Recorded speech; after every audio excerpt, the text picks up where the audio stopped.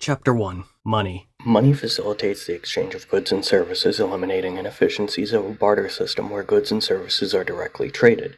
It also provides a common measure of value and allows us to compare the value of different goods and services. Additionally, money can be held and used to purchase goods and services in the future as a store of value that preserves wealth over time. Traditionally, people rely on financial institutions to save, borrow, and invest money. Banks and credit unions offer various savings accounts and certificates of deposit to help individuals save for future goals in addition to providing loans for various purposes such as buying a home, car, or education. Financial institutions also offer investment products like stocks, bonds, and mutual funds, allowing individuals to grow their wealth over the long term. Financial institutions rely on people as well to deposit money and pay fees.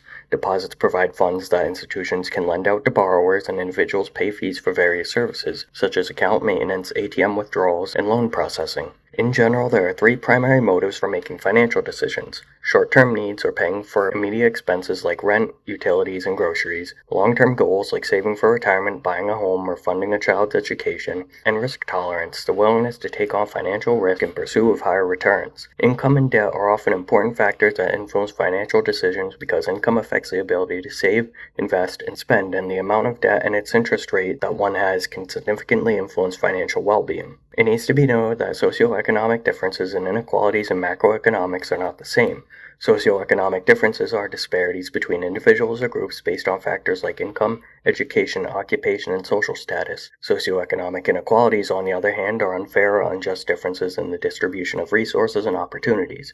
Socioeconomic inequalities can be caused by unequal distributions of wealth and power in economic systems, the lasting effects of historical exploitation and unequal power dynamics like from colonialism, policy choices like regressive tax systems, and increases in global competition that can cause job losses in certain sectors. There are four possible solutions to socioeconomic inequalities: progressive taxation that redistributes wealth from the wealthy to lower-income individuals, providing government programs that act as social safety nets to support those in need like unemployment benefits, food assistance, and affordable housing, investing in the assurance of equal access to quality education for all, and by creating labor market regulations that protect workers' rights and promote equality through fair labor practices and anti-discrimination legislation. Chapter 2. Supply and demand. Supply and demand is one of the most fundamental aspects of economics. When demand decreases, supply will also decrease due to the lack of demand it is to support. The price of a product will also drop due to the decline in value. When demand increases, the price will rise as the good or service in question becomes more valuable. Quantity naturally also increases as it captures the rise in demand. When supply is high and demand is satisfied, demand tends to decrease. If consumers find little utility in a product, their demand for it naturally decreases. Economics is ultimately based on the choices that consumers and producers make with regards to resources that are finite. These affect the supply of resources and the demand for those resources. Scarcity means that there is not enough supply of a resource at zero price to meet an unlimited demand from consumers. A demand schedule is a table that shows the quantity of a good or service that consumers are willing and able to purchase at various prices over a certain period of time that provides a clear representation between the price and quantity demanded, holding other factors constant, or ceteris paribus. As price decreases, the quantity demanded generally increases, illustrating the law of demand, which states that, all else being equal, there is an inverse relationship between price and quantity demanded. On a demand curve, a downward slope shows that as price decreases, demand increases, with quantity on the x-axis and price on the y-axis. There are three reasons that demand curves are downward sloping. The first is the income effect, which illustrates the impact of purchasing power on the demand curve. The second is the substitution effect, which illustrates the impact of cheaper alternatives on the demand curve for a particular product. And the third is diminishing marginal utility, which illustrates that as more of a product is consumed, its value decreases. There are also supply curves that show the relationship between the price of a product and the quantity a company is willing to produce at that price. This is typically upward sloping because higher prices incentivize increased production. The shifters that can cause the slope to bend or flatten are increase in the price of inputs, technological advancements, more competition, better alternatives, natural disasters, and producer expectations. A supply schedule shows the quantity supplied by a company at each price, with more goods typically being produced as price increases. This schedule is used to graph the supply curve and is similar to a market supply schedule. A market supply schedule shows the quantity supplied at each price level for an entire market of a particular good. It works similarly to a supply schedule for a company in that there are typically more goods supplied as price increases. The market supply schedule can be used to produce a market supply curve. Ideally, supply and demand should lead to market equilibrium. This is the price at which the quantity demanded equals the quantity supplied. When the demand and supply curves intersect, market equilibrium is achieved. A surplus exists when the quantity supplied exceeds the quantity demanded, creating downward pressure on prices. A shortage exists when the quantity demanded exceeds the quantity supplied, creating upward pressure on prices. A production possibility curve describes how resources can be more effectively utilized to produce two products. Production along the curve is the most efficient production. An increase in the resources needed will cause the production possibilities to shift outward. A production possibility frontier graph represents production combinations where sources are fully utilized and shows the production possibilities of an economy, indicating productive efficiency when points are on the curve. The PPF illustrates scarcity and opportunity costs as well. Points inside the curve show underutilized resources. The curve can shift due to changes in resource availability such as capital, labor, and technology or advancements in these areas as well. Using the PPF helps businesses and economies allocate resources effectively. Opportunity cost influences decision-making in both individual and business contexts by requiring them to consider the value of the next best alternative that is sacrificed when making a choice. Neglecting opportunity costs can lead to suboptimal decisions, resulting in missed opportunities and potential long-term inefficiencies. The equation for opportunity cost is gains of the non-chosen option divided by the gains of the chosen option. The ability of a country to produce a good at a lower opportunity cost than another country is known as the principle of comparative advantage, which allows countries to specialize in producing goods where they have a relative efficiency, leading to increased global trade and economic efficiency. Chapter 3. Companies, Consumers, and the Government. Financial assets are any assets that a company or individual has that is not physical and has a value based on a contractual agreement. This includes cash, which is usually liquid and in electronic form, stocks, which are part ownership in a company, and bonds, which are large agreed upon sums of money lent as an IOU. The time value of money reflects the principle that money today is worth more than the same amount in the future due to its potential earning capacity, and there are three different value perspectives here. Future value is the result of the change in money's value over time based on the percentage of interest earned per period or purchasing power lost due to inflation. Present value is the value of today's money in consideration of its future potential, positive or negative, and is discounted as it is moved backwards in time. And net present value is a comparison between the gains and losses of an investment project and a fixed compound interest investment to determine feasibility of the project. The principle of money demand is the portion of wealth that people choose to hold in the form of cash or checking accounts instead of other assets that may yield an income, representing the relationship between the quantity of money people want to hold and the factors that determine that quantity. Economists illustrate this using the demand curve for money, which is downward sloping and shows the quantity of money demanded at each interest rate. The four basic motives for holding money are transactions demand for money, precautionary demand for money, the speculative demand for money, and the portfolio demand for money. A money market graph depicts the supply and demand for money, where the vertical axis represents the interest rate and the horizontal axis represents the quantity of money. The equilibrium point, where the money supply, usually controlled by the central bank, intersects with the money demand, determines the prevailing interest rate in the economy. The Federal Reserve controls the money supply by increasing or reducing interest rates for lending, which in turn increases or reduces the amount of money in circulation. It is important to note that the Fed and the system it operates under are not owned by anyone. It was created as a central banking authority to regulate the United States financial system. The Federal Reserve's 5 functions are ensuring the stability of the financial system, handling monetary policy, supervising financial institutions, protecting consumers, and fostering safety in the payment systems. Monetary policy is the approach to handle money supply in an economy by the central bank. The 3 tools in monetary policy are open market operations, discount rate, and reserve requirements, all of which help central banks control the money supply and influence interest rates to stabilize the economy. Policies that aim to slow down an overheating economy and stabilize prices by decreasing the monetary supply and increasing interest rates are known as contractionary monetary policy.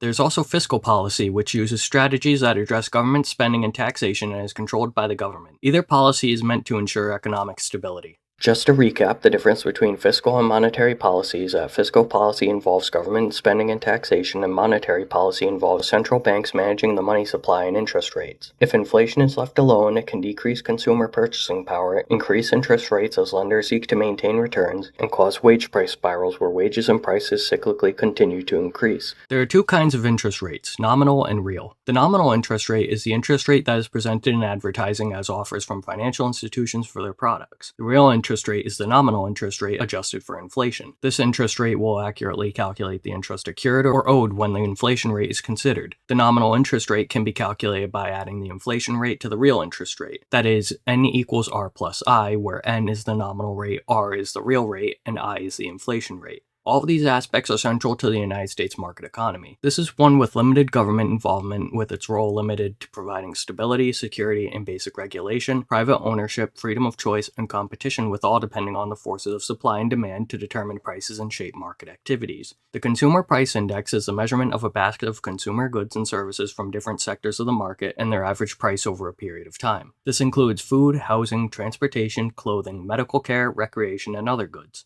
The CPI is used to measure inflation and the cost of living because it examines goods and services from different sectors of the country. It is calculated by getting the revenue of a fixed basket of goods for 2 time periods, the base year and the present year in which it is being studied, and computing the percentage change. Cost-push inflation is the process by which goods and services become more expensive because the cost to produce them becomes more expensive first. This type of inflation lies on the supply side of the economy and occurs as a result of increased input costs. When the cost of capital such as labor and raw materials rise, the producer has to compensate for it by raising their price. Persistent inflation can erode purchasing power, leading to slower economic growth as consumers and businesses face higher costs. This can also exacerbate income inequality, as lower-income households are disproportionately affected by rising prices, while wealthier individuals may benefit from inflation-protected assets. Sometimes the economy can even experience hyperinflation, an extremely rapid and out-of-control increase in prices often exceeding 50% per month, leading to a severe decline in the value of a currency. This typically occurs when a country prints excessive amounts of money to pay off debts or finance deficits, overwhelming the economy's ability to absorb it, resulting in a loss of confidence in the currency and causing prices to soar, savings to erode, and the economy to destabilize. Economies will typically follow what is known as the business cycle. This model describes the changes in the economy in regular patterns that are generally classified into growth and decline. Its 4 phases are expansion, peak, recession or contraction, and trough, forming a wave pattern. A recession is defined in economics as a period of economic traction lasting for 2 to 4 quarters, or 1/2 to a full year following a peak in the business cycle. A recession is not the same as a depression, which is a more severe and prolonged economic downturn that can last for several years and involve significant declines in economic activity and unemployment. The government often uses fiscal policy by adjusting its levels of spending and taxation to influence the economy.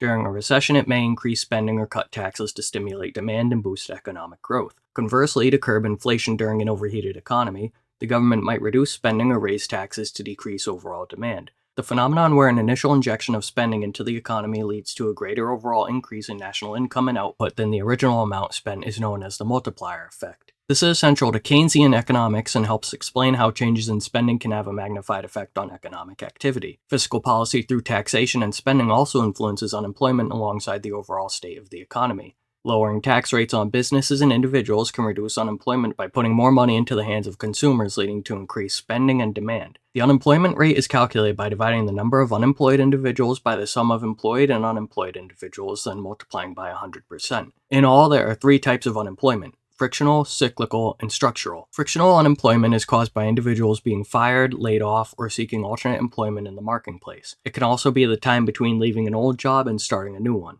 Cyclical unemployment is caused by the current state of an economy at any given time. For example, if the economy is doing well, cyclical unemployment will be low and vice versa. Structural unemployment is caused by changes in the overall structure or dynamics of the economy, such as demographic shifts, technological advancements, or changes in the organizations of industries. An inverse relationship between unemployment and inflation can be shown in the short run with the Phillips curve. The Phillips curve shows that an increase in one typically correlates with a decrease in the other, and the curve shifts to account for expectations of future inflation. This relationship holds in the short term, but in the long run, unemployment does not predict the level of inflation. Supply-side economics is a macroeconomic theory that argues for improving economic growth by increasing aggregate supply through policies like tax cuts and reductions in government regulation. There are 3 main types of taxes. A progressive tax increases as a taxpayer's income increases, meaning higher income earners pay a larger percentage of their income in taxes. This system is designed to reduce income inequality by placing a greater tax burden on those with higher incomes while providing relief to those with lower incomes. The goal is to ensure that the tax system is fair and the wealthier individuals contribute more to public finances. The amount of tax paid on every additional dollar of income earned is called the marginal tax rate. Contrarily, regressive taxes are when an individual pays a lower tax rate the higher their income is. There are also proportional taxes when everyone pays the same percentage of income taxes. Economic policies and programs like progressive taxes along with unemployment benefits are known as automatic stabilizers that adjust to counteract economic fluctuations without the need for new government intervention. During a recession, addition, they increase government spending or reduce taxes, providing a boost to demand, and during economic booms, they decrease spending or increase taxes, helping to cool down the economy. These mechanisms help stabilize income and consumption levels, thereby smoothing out the business cycle. Chapter 4. The Bigger Pictures of Economies and Global Perspectives. The three main types of economic systems are command, market, and traditional economies. Command economies have a central authority, typically the government, that controls the production and distribution of goods and services. It also makes decisions about what to produce, how much to produce, and who gets to consume the goods and services. Examples of this are the Soviet Union, Cuba, and North Korea. A market economy is an economic system where the production and distribution of goods and services are primarily determined by supply and demand in markets. In this system, economic decisions are made by individuals and businesses rather than a central authority like in the United States. In a traditional economy, customs, traditions, and beliefs shape the production and distribution of goods and services, with economic decisions based on long-held cultural norms and practices rather than on market forces or government intervention. Examples include indigenous communities in the Amazon rainforest and rural villages in Africa and Asia. Market structures are different types of competitive environments in which firms operate. Perfect competitions like agricultural markets have many buyers and sellers, identical products, perfect information, and a very easy entry and exit. They also have efficient allocations of resources, low prices for consumers, and little control by firms over price with the potential for low profits. Monopolies like public utilities are single sellers with unique products causing high barriers for entry. This causes a potential for economies of scale, innovation, higher prices, reduced consumer choice, and inefficiency. In oligopolies, there are few sellers with differentiated or identical products causing significant barriers for entry as well as potential for innovation, economies of scale, collusion, and reduced consumer choice like in the automobile and airline industries. In monopolistic competition, there are many sellers with differentiated products and low barriers to entry. This includes things like restaurants and clothing stores with product differentiation, consumer choice, inefficient allocations of resources, and a potential for advertising costs. Specialization is the process of focusing on a specific task or activity to increase efficiency and productivity. By focusing on a specific task, individuals and businesses can become more skilled and efficient. This allows for the division of labor, leading to increased output and encouraging innovation as individuals can focus on developing new techniques and ideas. It also contributes to economic growth by increasing productivity and efficiency as a whole. Specialization, however, can make individuals and economies dependent on specific skills or resources with reduced flexibility for opportunities in non-specialized areas. This can further lead to income inequality if some individuals or regions specialize in low-paying industries, and over-specialization can lead to a loss of diversity and cultural heritage. It can also affect international trade since countries focus on producing goods where they have a comparative advantage, leading to a more efficient production of a surplus of certain goods and trade for other goods that are more costly to produce domestically. The factors of production are the fundamental resources used to produce goods and services and are the building blocks of any economy, including land, labor, capital, and entrepreneurship. Land includes all natural resources like fertile land, minerals, forests, water bodies, and climate conditions, as well as geographic location, which can influence the economic potential, especially for trade and resource extraction. A nation rich in natural resources like oil, minerals, and fertile lands has a significant advantage, but scarcity of these resources can limit economic growth and development. Labor includes both human capital and physical labor. Human capital refers to the skills, knowledge, and abilities of workers, where a well-educated and skilled workforce is crucial for a productive and innovative economy. Countries that invest in education and training often have higher economic growth rates. Physical labor includes manual labor and physical effort required to produce goods and services. Capital is both physical and financial, with physical capital being man-made goods used to produce other goods and services such as machinery, tools, and buildings, and financial capital refers to the money and other financial assets used to invest in businesses and other economic activities. A well-developed infrastructure, including roads, bridges, and ports, is crucial for economic activity. Entrepreneurship includes innovating with new ideas, products, and services, taking risks by investing time, money, and resources in new ventures, and making critical decisions about resource allocation, production, and marketing. A country with abundant natural resources, a skilled workforce, and advanced technology is likely to experience higher economic growth and impact economic decisions and outcomes in a country. The auto industry is a great example that demonstrates the factors of production. Land is presented through raw materials like iron ore, rubber, and oil, which are extracted from the earth. For labor, workers assemble cars, engineers design them, and marketers promote them. Capital includes factories, assembly lines, and robotic equipment used in the production process. And entrepreneurship can be shown through Henry Ford's innovation of the assembly line revolutionizing car manufacturing. The tech industry is another example. The land is Silicon Valley, a region with a concentration of tech companies that benefit from its location and infrastructure. Labor is in software engineers, data scientists, and designers that create innovative products. Capital is the industry's essential computers, servers, and research facilities. And an example of entrepreneurship is Bill Gates and Steve Jobs' founding of Microsoft and Apple, which both respectively revolutionized the tech industry. The four roles of institutions in economics are property rights, contract enforcement, regulatory framework, and social norms and culture. Institutions define and enforce property rights, which are essential for economic activity. Secure property rights also encourage investment and innovation. Strong institutions also enforce contracts to facilitate economic transactions and reduce uncertainty as they regulate markets to ensure fair competition, protect consumers, and address market failures. Additionally, informal institutions such as social norms and cultural values can significantly impact economic behavior and outcomes, which can be seen in work ethic, risk tolerance, trust building, and cooperation. In terms of economic functions, the government has 5 roles. One is providing goods and services through infrastructure, education, and healthcare. Governments invest in infrastructure like roads, bridges, and public transportation, which are essential for economic activity. Government-funded education improves human capital, leading to a more skilled workforce and economic growth. Public health programs can improve the overall health of the population, leading to increased productivity. The government also has the role of redistributing income by using progressive tax systems that tax higher incomes at higher rates and transfer payments to redistribute income from the wealthy to the poor and welfare programs that reduce income inequality. Governments also stabilize the economy through monetary and fiscal policy. Central banks use monetary policy tools like interest rates and open market operations to control inflation and promote economic growth. Fiscal policy, including government spending and taxation, is used to influence aggregate demand and stabilize the economy. It is also the role of the government to correct market failures. Governments can intervene to address negative externalities like pollution and positive externalities like education, and they can flex market power through antitrust laws to prevent monopolies and oligopolies from exploiting consumers. Governments also typically promote economic growth by funding research and development to promote innovation and implementing trade policies to encourage exports and attract foreign investment. GDP is the total monetary value of all goods and services produced within a country's borders in a specific period, usually a year or a quarter.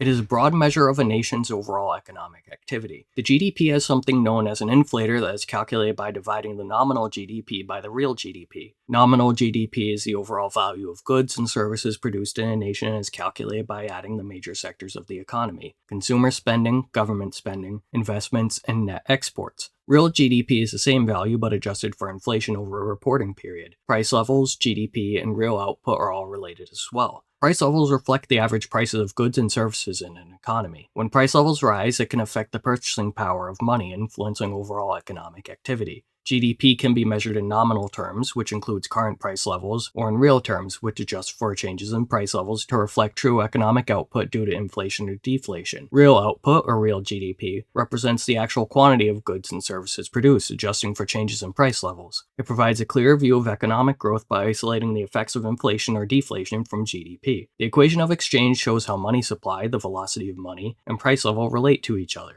It is written as MV equals PY, where M is the money supply, V is the velocity of money, P is the average price level in the economy, and Y stands for the real GDP. Fiscal and monetary policies can affect a country's economic stability and investor confidence, thereby affecting the exchange rate. Expansionary fiscal policy, increased government spending or tax cuts, can lead to higher inflation and weaken the currency, while contradictory fiscal policy can strengthen it. Expansionary monetary policy, lowering interest rates or increasing money supply, tends to depreciate the currency, whereas contradictory money supply, raising interest rates or reducing money supply, generally leads to currency appreciation. Foreign exchange rates represent the value of one currency in terms of another, determining how much one currency can be exchanged for another, determining how much currencies can be exchanged between each other. These rates fluctuate based on factors like economic stability, interest rates, inflation, and market speculation. Exchange rate fluctuations can impact international trade by altering the cost of goods and services between countries. When a country's currency depreciates, its exports become cheaper and more competitive abroad, while imports become more expensive, potentially boosting domestic industries. Currency appreciation makes exports more expensive and imports cheaper, which can reduce demand for domestically produced goods and services. International trade is the exchange of goods and services between countries and allows countries to expand their markets and access goods and services that may not be available domestically. International trade is highly beneficial for providing access to a wider variety of goods and services with lower prices for consumers, increasing boosting economic growth through competition and enhancing efficiency and innovation in production.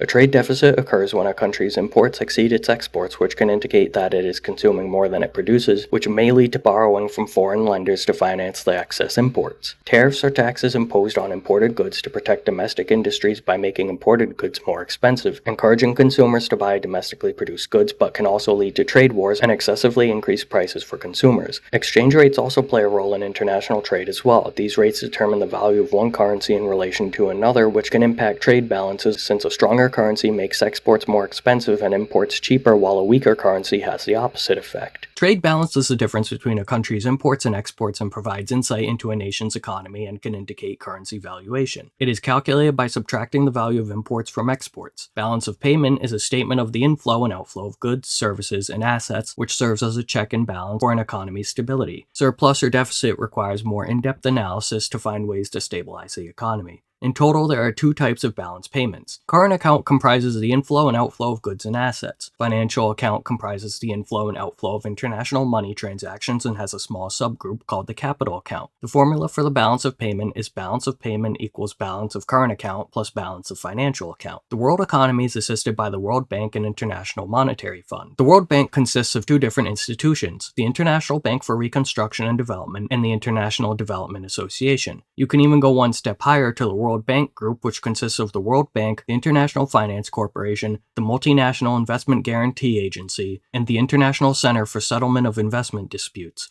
The International Monetary Fund, or IMF, is a global organization established in 1944 to promote international monetary cooperation, financial stability, and economic growth. It provides financial assistance, policy advice, and technical support to member countries facing economic difficulties, helping to stabilize economies and prevent financial crises. It also monitors global economic trends and works to reduce poverty by fostering economic stability and sustainable growth.